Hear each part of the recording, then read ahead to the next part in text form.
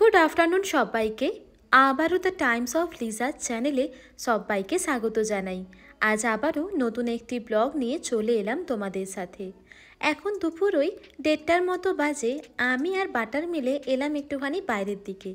বাইরে অবশ্যই এই সময়তে লু বইছে বললেই বলতে পারো। আসলে এই সময়টা কিন্তু আমাদের যে গ্রামের জায়গা ছিল, তো সেই গ্রামের মধ্যেও কিন্তু লু বইতো। তো এখন বেশ কয়েকদিন ধরে ব্যাঙ্গালোরে ভীষণভাবে গরম পড়েছে। তো ভাবলাম একটুখানি গ্রামের ছোঁয়া একটুখানি পেয়েই আসি।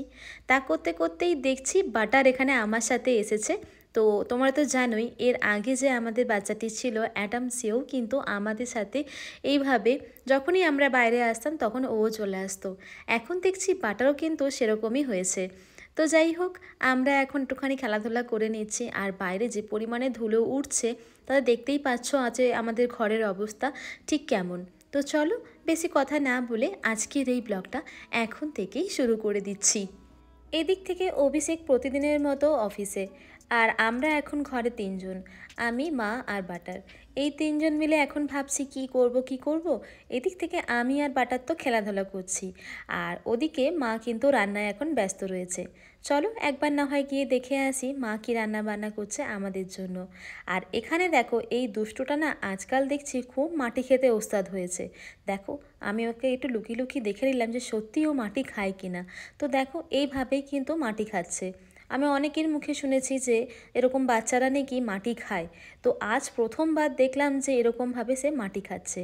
তো চলে এসেছি এখন আমি কিচেনে। তো কিচেনে এসে মা এখানে দেখছি রান্নাবান্নার ব্যবস্থা তো করছে। চলো খাওয়া দাওয়া এবার আস্তে আস্তে করে শুরু করা যাক আমাদের না হয়। আজ মা বানাচ্ছে আমার জন্য স্পেশালি ডোসা।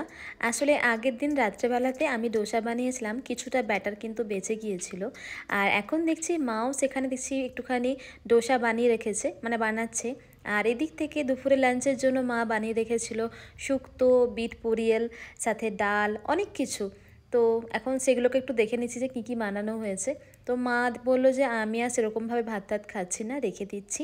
তো এখন তোমার আর আমার দুজনকার জন্যই ডোসা বানিয়ে নিচ্ছি, নাহলে ব্যাটারটা নষ্ট হয়ে যাবে। তো যাই হোক, এখন সেই খাবার দাবারই ব্যবস্থা করছে মা। তো চলো খাওয়া দাওয়া সেরে নিই, তারপর আবারও অনেক গল্প করব। জানো তো, সাউথে যখন আমরা আসিনি এর আগে না, তখন ডোসা খেতে বেশ ভালো লাগতো। তবে এখানে আসার পর আর কোনো রকমভাবে ডোসা খেতে বাইরে ইচ্ছে করে না। ঘরে যদি একটুখানি রান্নাবান্না হলো ডোসা, তখন না হয় খেতে ইচ্ছা করে খুব ভালোভাবেই। বাইরে গিয়ে ডোসা খাবো ওটার খেতেই একদমই ইচ্ছে করে না। তো মা দেখো আমাদেরকে এখন সার্ভ করে দিল, মা আর আমি দুজনেই খেতে বসবো। তো চলো খাওয়া দাওয়া সেরে নিই, তারপর তোমাদের সাথে আজকে অনেকগুলো কথা শেয়ার করব। কেন কি প্রত্যেক কথা তো সবসময়তে আর শেয়ার করা সম্ভব হয়ে ওঠে না। তো সেই জন্য ভাবলাম যে একটুখানি আজকে তোমাদের সাথে অনেক গল্প করব। একটুখানি না, অনেকটা। তো যাই হোক, খেতে বসি এবার। তার আগে একটুখানি পর্দাটাকে সরিয়ে দিলাম। তো এই যে খাওয়া দাওয়া করতে বসলাম, আর বদমাসটাকে দেখো কি বদমাশি করছে, কখনো এটা টেনে নিয়ে চলে যাচ্ছে, কখনো ওটা টেনে নিয়ে চলে যায়, এই করে সারাক্ষণ আমাদের সাথে। জানো তো, বাটারকে যদি পেট ভর্তি করে খাবার দিয়ে আসা হয়, তারপর যদি আমরা খেতে বসি, তারপরও কিন্তু এরকম হ্যাংলামো করে। আসলে যখন আমরা প্রথমবার বাটারকে নিয়ে এসেছিলাম, তখন হয়তো ভেবেছিলাম যে এরকমটা হয়তো হবে না। কেন কি সেম জিনিস আমাদের যে অ্যাডাম ছিল সেও কিন্তু এরকম করতো। তো তা করতে করতেই আমি ভাবতাম হয়তো সে আর করবে না, আমাদের অ্যাডামই হয়তো বিশেষ করে বেশি লোভী। কিন্তু এ দেখছি তার থেকেও বেশি। আচ্ছা, তোমাদের বাড়িতে যদি এরকম কোনো বাচ্চা থাকে তারা কি এরকম করে? আর যদি তোমাদের বাড়িতে এরকম বাচ্চা থাকে তো তারা যদি এরকম না করে, তো কিভাবে সে এটা করছে না আমাকে একটু জানিও তো প্লিজ। তো ও কিন্তু এরকমভাবেই আমাদের সাথে করে থাকে, খাবার খাওয়ার পরও কিন্তু ভীষণভাবে হ্যাংলামো করে। যাই হোক, তোমরা কিন্তু আমাকে জানিও। আর এখন চলে এসেছি কিন্তু কিচেনে, খাওয়া দাওয়া করা হয়ে গিয়েছে। তো আজ আমরা মা আর আমি ঠিক করেছি তো কয়েকটা কাজ আমরা এগিয়ে রাখবো। আসলে মাসের শেষ তো এখনও হয়নি, কিন্তু কয়েকটা জিনিস না আমরা ঘরের মধ্যে নিয়ে চলে এসেছি। তো সেই সমস্ত জিনিসগুলো এখন আমরা ভালো করে স্টোর করে নিয়েছি। আর মাসকাবারি জিনিসপত্র আমাদের কি কি লাগে তোমাদের তো এর আগেও আমি অনেকবার দেখিয়েছি, তো সেই জন্য আজ আর আমি দেখাচ্ছি না। তো এখানে অনেকগুলো ড্রাই ফ্রুটস আমরা নিয়ে এসেছিলাম এবারে। তো তোমাদেরকে একদিন আমি বলেছিলাম ব্লগের মধ্যে যে এখানে মানে বিভিন্ন রকমভাবে গাড়ি করে কিন্তু অনেক ড্রাই ফ্রুটসের মানে দোকান বা মানে কি বল ছোটো ছোটো শপ লাগিয়ে থাকে। তো সেটা কিন্তু মানে সবসময় এক জায়গায় পাওয়া যায় না, যেহেতু বললাম গাড়ি করে ওরা আসে। তো তারা নাকি শুনেছি যে এখানে কুর্গ বলে একটি জায়গা রয়েছে, যেখানে আমরা ঘুরতেও গিয়েছিলাম। তো সেখান থেকে এরকম ড্রাই ফ্রুটসগুলো কিন্তু নিয়ে এসে থাকে। তো সেখান থেকেই কিন্তু এরকম এতগুলো ড্রাই ফ্রুটস কিন্তু আমরা কিনে নিয়েছিলাম। এবার তোমাদেরকে আমি একটা কথা বলি, যেটা এতক্ষণ ধরে বলবো বলছিলাম, মানে যে কথাগুলো আমার শেয়ার করার ছিল। তো এই কথাটা কোনো কথা নয়, ছোট্ট একটা টিপস বলতে পারো। আসলে যে দোকান থেকে আমরা এই ড্রাই ফ্রুটসগুলো নিয়েছিলাম, তখনই সেই দাদাকে জিজ্ঞাসা করেছিলাম যে আচ্ছা এই যে এতগুলো আমি ড্রাই ফ্রুটস নিচ্ছি, এতে কি কোনো রকমভাবে কিছু অফার আমি পেয়ে থাকবো? তখনই তারা বলে যে হ্যাঁ, আমি তোমাদেরকে কিন্তু অফার আমি দিয়ে দেবো। তো অফারের সাথে সাথেই তারা কিন্তু বলে যে এতগুলো যে ড্রাই ফ্রুটস নিয়েছো, এগুলো কিন্তু কোনো রকমভাবে প্লাস্টিকের কৌটো বা ডাব্বার মধ্যে রাখবে না। চেষ্টা করবে কিন্তু ড্রাই ফ্রুটসগুলোকে কাঁচের কোনো বয়ামের মধ্যে রাখতে। এতে হেল্প হবে ড্রাই ফ্রুটসগুলো অনেক দিন পর্যন্ত ভালো থাকার। আসলে আমরা এরকম অনেক জিনিস জানি না, যেটা কিন্তু তাদের কাছ থেকে আমরা জেনে থাকি। তো নর্মালি আমরা প্লাস্টিকের ডাব্বার মধ্যে কিন্তু জিনিসপত্র রেখে থাকি। তো তখনই আমাদেরকে বলে দিল আগে থেকেই যে এরকম প্লাস্টিকের ডিব্বায় কিন্তু কোনো রকমভাবে ড্রাই ফ্রুটস অনেক দিন পর্যন্ত থাকে না। আর যেগুলো দোকানে বিক্রি হয় সেগুলো তাড়াতাড়িভাবে সেল হয়ে যায়। আমরা যখন যে কোনো জিনিস কিনে থাকি তখন কিন্তু আমরা সেটাকে একটু রয়ে সয়ে খাবারটা খাই। তো সেই জন্য কিন্তু আমার মনে হয় যে এরকম কথাগুলো শুনে থাকা দরকার আছে সেই জিনিসপত্রগুলো ভালো রাখার জন্য। তো দেখো এখানে কাজু, পিস্তা আর সাথে কিন্তু যে আলমন্ড হয় সেটাও কিন্তু রেখে দিয়েছি। আর নিয়ে নিলাম কিন্তু আমরা এখানে খেজুর। তো খেজুরটাও ছিল, তো সেই জন্য খেজুরটাকেও দেখো আমি কিন্তু কাঁচের একটা বয়ামের মধ্যে রেখে দিয়েছি। তো চলো রেখে নিই বাকি জিনিসগুলোকেও, মানে খেজুরটাকেও রেখে দিই। তো দেখো প্রত্যেকটা জিনিস কত সুন্দর দেখতে লাগছে পিছন দিকে। আর এখানে দেখো একটা খেজুরের মধ্যে না একটা মানে কাঠি আটকে ছিল, সেটাকে না আমি একটু ফেলে দিলাম। তো দেখো এরকম এয়ার টাইট কন্টেনারের মধ্যে দেখতেও কিন্তু খুব সুন্দর লাগে যখন আমরা রেখে থাকি একসাথে। আর তাছাড়া কিন্তু আরও একটা ব্যাপার, তোমরা কিন্তু চাইলে কোনো সেরামিকের যদি কোনো পাত্র থাকে সেটাও কিন্তু ইউজ করতে পারো।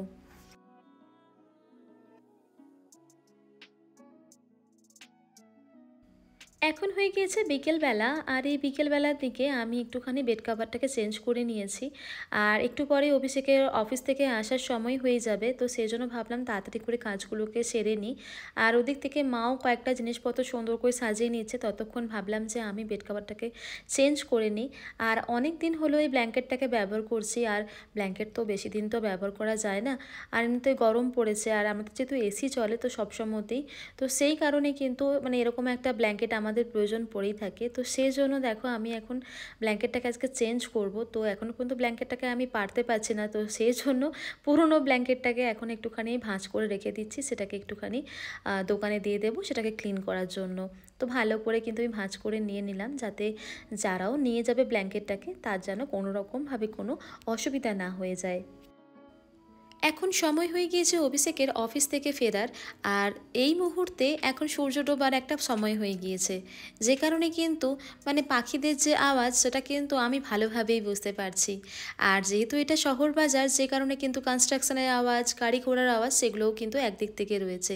তারই মাঝখানে পাখিদের আওয়াজটা ভীষণভাবে ভালো লাগছে, তাই একটুখানি বাইরে বেরিয়ে দেখলাম ব্যালকনির মধ্যে কী অবস্থা। আর এদিক থেকে এখন এই মুহূর্তে কিন্তু মানে বর্ষাকাল একটু আসবে আসবে যে সময়টা থেকে থাকে, মানে যখন বৃষ্টিপাত হয়ে যায় তখন কিন্তু মশার উপদ্রবটাও ভীষণভাবে বেড়ে যায়, যে কারণে দরজাটাকে লাগিয়ে দিলাম। এবার শুধুমাত্র অল আউটটাকে অন করে দেওয়ার পালা। তারপরেই আমি কিন্তু রুম থেকে এখন আমি বেরিয়ে গিয়ে বিভিন্ন কাজের মধ্যে আবারও কিন্তু লিপ্ত হয়ে যাব।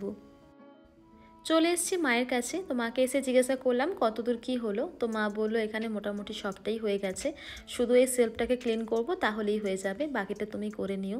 যেহেতু এখন ভীষণভাবে গরম পড়ছে, তো এখন এই মুহূর্তে একবার না দুবার করে স্নান করতে হচ্ছে। তো যে কারণে কিন্তু স্নান করাও এখন আমাদের জন্য আরও একটুখানি প্রয়োজন আছে, যেহেতু অনেকগুলো কাজ আমরা আজকে করে নিয়েছি। তো সেজন্য একটু পরে চান করতে চলে যাব, তার আগে আমি বাকি কাজগুলোকে করে নিই, তারপর স্নান টান সারবো। তো মা এখানে আরও একবার স্নান করবে, তো সেজন্য মা বলছে আমি তাড়াতাড়ি করে যাই, বাকি কাজটা তুমিই করে নাও। তো আমি ফ্লোরটাকে ক্লিন করে নিয়েছি। আর এদিক থেকে মা বলল যে লবণটা শেষ হয়ে গেছে, মানে বিট লবণ বা যেটা তোমরা বলো পাথরে লবণ, তো সেই লবণটা শেষ হয়ে গেছে, তো সেটাকে এখন তৈরি করে নেব।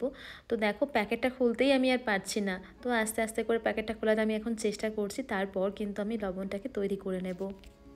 তো লবণটা আমি বের করে নিয়েছি, এবার শুধুমাত্র পাথরটাকেই ভেঙে পড়ে লবণ তৈরি করার অপেক্ষায়। তো আমি নিয়ে নিয়েছি একটা হামাল দিস্তা, যেটার সাহায্যে কিন্তু আমি এটাকে ভালোভাবে কিন্তু গুঁড়ো করে নেব। আর আমি যখনই এই মানে লবণটাকে গুঁড়ো করি না, তখন একটুখানি দারদারা হিসেবে গুঁড়ো করি, কারণ কি সব সময় না মানে দেখবে যে একদম গুঁড়ো হয়ে যাবে লবণটা, সেটা কিন্তু ভালো লাগে না। কখনো কখনো এই যে লবণটা, এই লবণটা না একটু যদি মুখের মধ্যে শক্তভাবে পড়ে থাকে তখন কিন্তু বেশ ভালো লাগে। প্রথমে না যে নড়াটাকে আমি ইউজ করছিলাম, তো সেটা না আমি উল্টো ধরেছিলাম, তারপরে আবার আমি নতুন করে ঠিক করে আবার সোজা করলাম। তো যাই হোক, আমি কিন্তু এখনটাকে গুঁড়ো করে নিচ্ছি। গুঁড়ো করে নেওয়ার পর কিন্তু আমি তোমাদেরকে দেখাবো যে আমি ঠিক কীরকমভাবে গুঁড়োটাকে করে নিয়েছি। আশা করি তোমাদেরও অনেকটা সুবিধা হবে। আমার মনে হয় যে ছোটো ছোটো যে টিপসগুলো, যারা মনে করো নতুন বিয়ে করেছো বা হয়তো অনেক দিন পুরনো বিয়ে করে নিয়েছো, তারপরেও কিন্তু মনে হয় যে হয়তো আমরা অনেক কিছু জানি না, তখন কিন্তু আমার মনে হয় টিপসগুলো মানে আমার দেওয়া টিপসগুলো সেগুলো কিন্তু তোমাদের অনেকেরই কাজে লাগে। আসলে আমিও শিখছি, তোমরাও শিখছো। তো আমিও একদিন নতুন ছিলাম, তারপর আমিও একদিন পুরনো হব। তো যাই হোক, পুরনো হওয়ার পরও কিন্তু মানুষকে শিখতে মানে শেখাটা কখনোই শেষ হবে না, তাই না? তো আমার মনে হয় যে টিপসগুলো বলে দেওয়া সবার জন্যই সুবিধা হবে। তো দেখো এখানে কিন্তু আমি লবণটা তৈরি করে নিয়েছি, দেখো অনেকটাই কিন্তু দাঁড়া বোঝা যাচ্ছে। তাও তোমাদেরকে এটা দেখাই, তো এটা দেখলেই তোমরা বুঝতে পারবে। চলো লবণের কৌটোগুলোকে এবার যেখানে যেটা থাকার সেটাকে রেখে দিই। তো তারপর চলে যাব স্নান করতে, স্নান টান করে এসে আবারও তোমাদের সাথে দেখা হবে। এই দেখো এবার চলে এসেছি কিন্তু স্নান টান সেরে তোমাদের সাথে। তো এবার দেখো আমার স্কিনের মধ্যে কতটা সুন্দর একটা গ্লো রয়েছে, তোমরা নিজেরাই কিন্তু বুঝতে পারছো, কাঁচের মতো একটা সুন্দর গ্লো কিন্তু চলে এসছে। তো এই যে এত সুন্দর একটা গ্লো মানে কিভাবে আমি পেলাম তোমাদেরকে আমি বলে দিচ্ছি, আর আমার শর্টসের মধ্যে দিয়ে দেখিয়ে দেবো যে আমি কোন কোন প্রোডাক্টটা আমি ইউজ করেছি। তো এখন তোমাদেরকে মুখেই বলে দিচ্ছি, আমি কিন্তু ইউজ করেছি একটা ভিটামিন ই ক্যাপসুল, সাথে অ্যালোভেরা জেল, পুরোটাকে ভালো করে স্কিনটাকে ম্যাসাজ করে নিয়েছি দুটোকে একসাথে মিলিয়ে। তো তারপর স্কিনটাকে ভালোভাবে ফেস ওয়াশ করে নিয়েছি, তারপর এত সুন্দর একটা গ্লো। যেহেতু সময় হয়ে গিয়েছে সন্ধেবেলা, তো আমি আর কোনোরকমভাবে কোথাও বেরোবো না, তো একবারে আমি নাইট ক্রিমটাকে ইউজ করে নিচ্ছি। আর আমি এদিক ওদিক কোথাও যাব না, তো সুন্দরভাবে দেখো ম্যাসাজ করে নিচ্ছি আমি। আর এটা না একটা মানে জেল, মানে একটা মানে কী বলো তো, জেলির মতো খুব সুন্দরভাবে স্কিনের মধ্যে মিশে যায়। তো তারপরে তুমি দেখো মানে তোমরা দেখো স্কিনটা কতটা আরও সুন্দর ভালোভাবে গ্লো করছে। তো এটা কোনো রকমভাবে যে আমি আলাদা কিছু প্রোডাক্ট ইউজ করেছি তা কিন্তু একদমই না।